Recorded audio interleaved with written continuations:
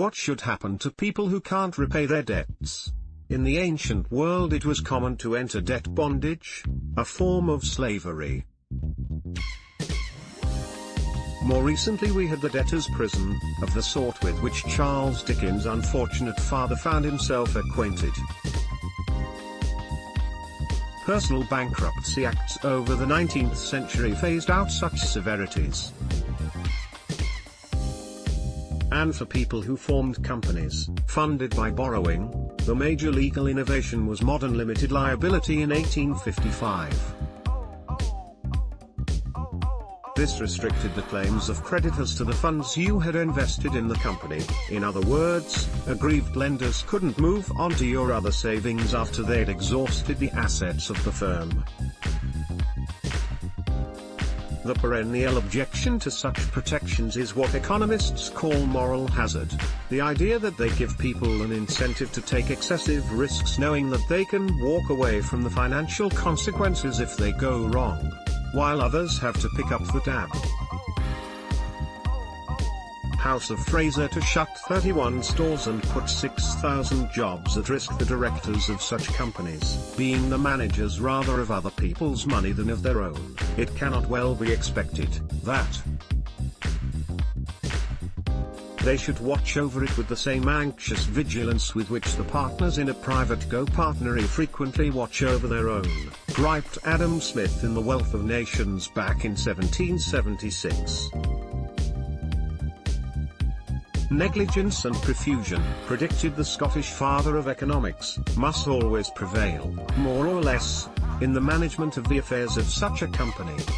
We're hearing an echo of that moral hazard argument today, with the swell of complaints about company voluntary agreements, CVA, on the British High Street. The House of Fraser department store chain, struggling like much of the rest of the retail sector, entered a form of bankruptcy last week. But instead of opting to wind up the company and liquidate its assets to pay creditors, it is instead attempting a CVA. This means the historic retail name, now Chinese-owned, is asking all its creditors, including its landlords, to agree to a reduction in their claims so the company can continue trading. Landlords say CVAs have become a form of shakedown for them. A CVA requires only 75% of support of all creditors to be approved. But the creditors who take the biggest financial hit are them, in the form of lower rents than previously agreed. House of Fraser is looking for a 25% rent cut on the stores it will keep open. Northern Rail passengers are right to be angry at Westminster. It's suggested that CVAs are being instigated cynically by firms, not as a last-ditch bid for survival, but as a way of simply cutting their costs. Some other retail firms who don't enter CVAs also detect unfair competition. Why should they, successful businesses, continue paying their agreed level of rent, while a competitor who has overextended themselves gets a rent cut to help finance a turnaround? Isn't this moral hazard in blazing neon? Only up to a point. A government review of the CVA regime, something the British Property Federation wants, seems warranted. Yet some of the claims of abuse are overblown. Entering a CVA is not a cost-free option for any firm, just as declaring personal bankruptcy is not cost-free for the over-indebted individual. Both will find it more difficult to borrow again for their next venture, and if they can borrow it will be at a penal interest rate. There's reputational damage for a retailer too. For a store with a higher-end reputation, such as House of Fraser, last week's headlines are not exactly desirable PR. Spotify traded publicly for the first time on the New York Stock Exchange on Tuesday. However, the company isn't issuing shares, but rather, shares held by Spotify's private investors will be sold. The deadline to award a contract to make blue British passports after Brexit has been extended by 2 weeks following a request by bidder De La Rue. The move comes after anger at the announcement British passports would be produced by Franco-Dutch firm Gemalto when De La Rue's contract ends in July.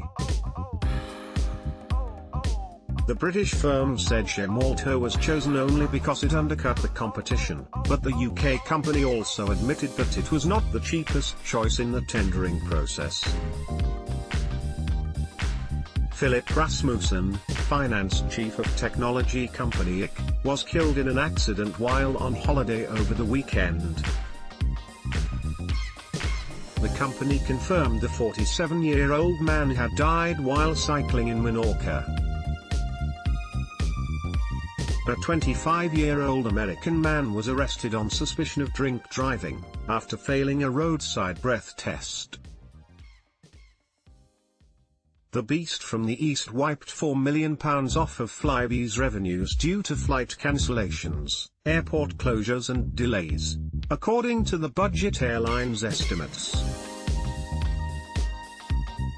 Flybe said it cancelled 994 flights in the 3 months to the 31st of March, compared to 372 in the same period last year.